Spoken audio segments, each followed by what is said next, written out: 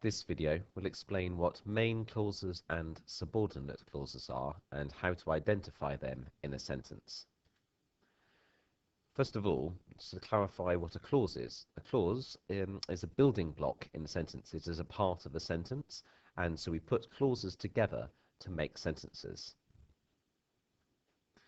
A main clause. Every sentence needs a main clause. A sentence can have more than one main clause. A main clause can stand on its own as a sentence. Here is an example of a sentence that has a main clause. I live in a big house.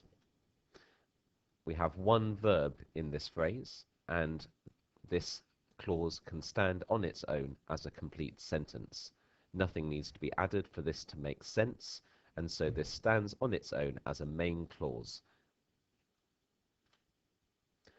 Here is another example. I live in a big house and I own a car.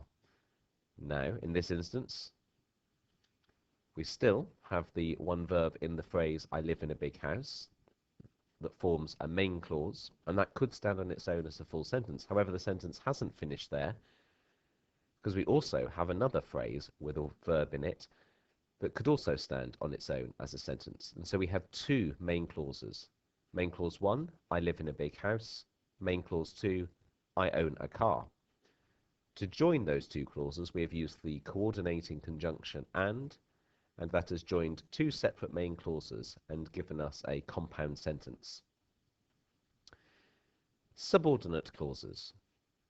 They provide additional information to support the main clause.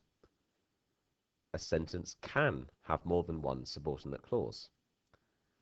A subordinate clause cannot stand on its own as a sentence. Here is an example. I live in a big house which is located just outside Winchester.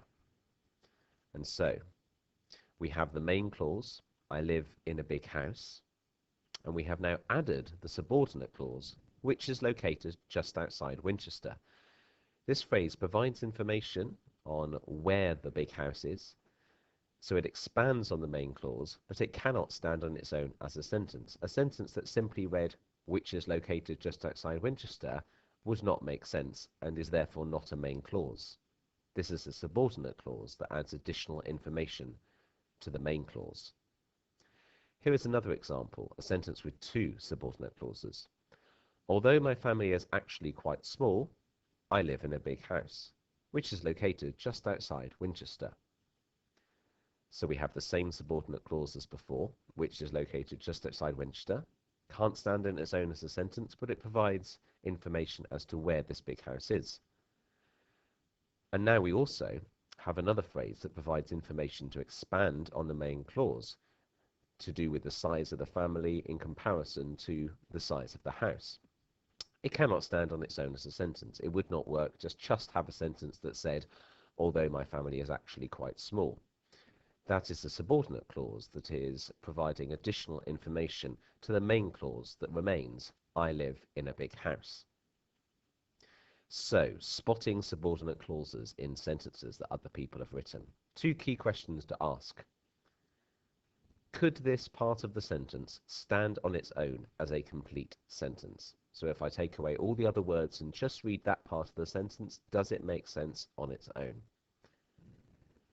And does this part of the sentence begin with a conjunction? This is another big clue. You saw in the examples that earlier we had which and we had although, a conjunction, a joining word to show that we're joining an idea to the main clause. So to recap, main clauses.